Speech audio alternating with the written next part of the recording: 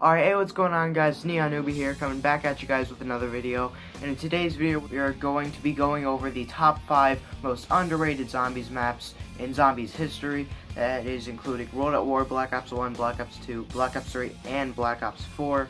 Hope you guys do enjoy the video. If you do, then make sure to hit that like button and even subscribe. That would be really appreciated. And yeah, let's get into the video. Coming in at number 5, we have Revelations. Now, this is probably a map that most people didn't expect to be on here, but Revelations is actually, in my opinion, a pretty good map. But a lot of people just don't like it just because it really didn't do anything new, which I agree with. It didn't really do anything new, but it is also a really fun map, and it can be really easy. It's probably one of the most beautiful maps in zombies history, and the wonder weapons, the thunder gun, and the apothecary servant are really cool. Just to have like the Ragnaroks and everything on that map, it's just a cool looking map to have parts of other maps in it. It's just a fun map, and I think that it deserves more recognition. Alright, coming in at number 4, we have Call of the Dead. Now, Call of the Dead is a map where there's usually one or two problems. The one problem is always and will always forever be George Romero. God, the amount of times I've died because of George is insane. And I actually died while trying to get gameplay for this video by George, so yeah, check that out.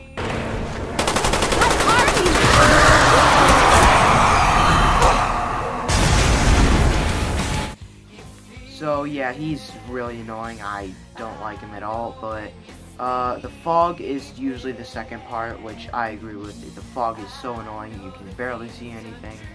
But the map usually gets outshined by Kino and Ascension. Those are the two maps, and 5, that most people usually are playing on Black Ops 1. And not a lot of people usually play Call of the Dead. And so that's why I'm putting Call of the Dead on here, because I like Call of the Dead, but George and the fog are annoying. But the map can also be but the map can also get boring as you get higher and higher. It's one of those boring maps as you get higher in the rounds. So yeah, that's our number 4 spot. Alright, and taking the number 3 spot is something that you guys probably didn't expect to be on here. This is going to be Voyage of Despair. Now, I really like Voyage of Despair, actually. It's one of my top 2 favorite Black Ops 4 maps that I've played, because I've only played 3 at launch, because I'm not buying the Black Ops Pass. Voyage of Despair just gets outshined by 9, and even Blood of the Dead. I don't understand why this map gets so much hate compared to the other two. Blood of the Dead needs to get more hate than Voyage of Despair. Voyage is actually really fun. Now, I have not had a chance to use the Kraken because my mystery box luck is terrible, apparently. But it's just a simple layout. It has a really cool aesthetic. It's a really beautiful map. Sure, the inside of it is a little hard to navigate, but that's fine. I think the way they incorporated the Pack-a-Punch was pretty cool with the Sentinel artifact.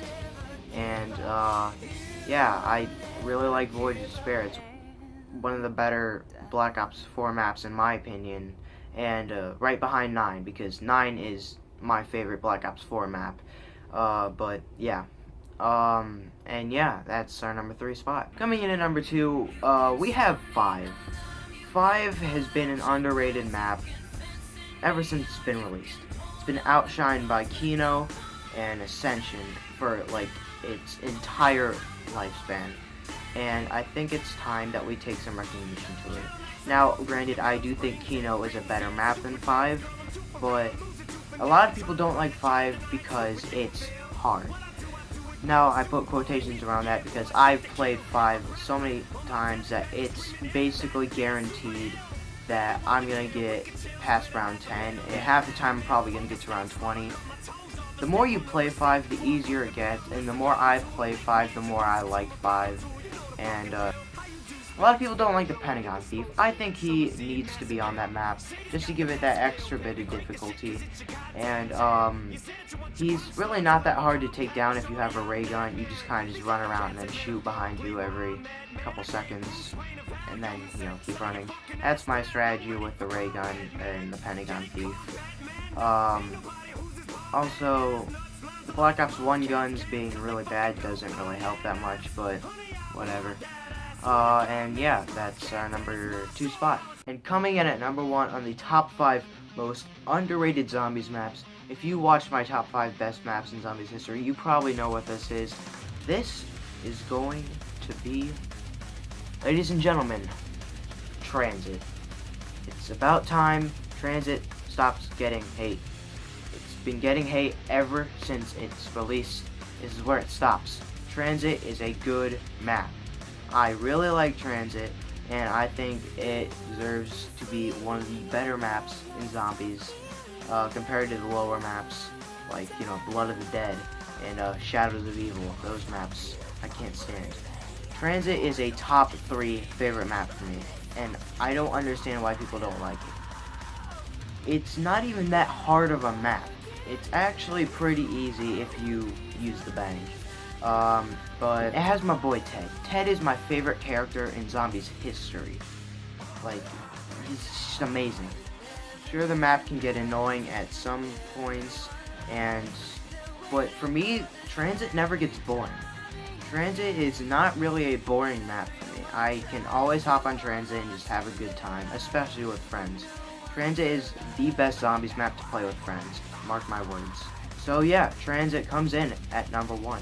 So that was my list on my top 5 most underrated Zombies maps. If you guys did agree or disagree, make sure to leave a comment down below of what you thought of my video. And like and subscribe if you guys enjoyed. And I'll see you in the next one.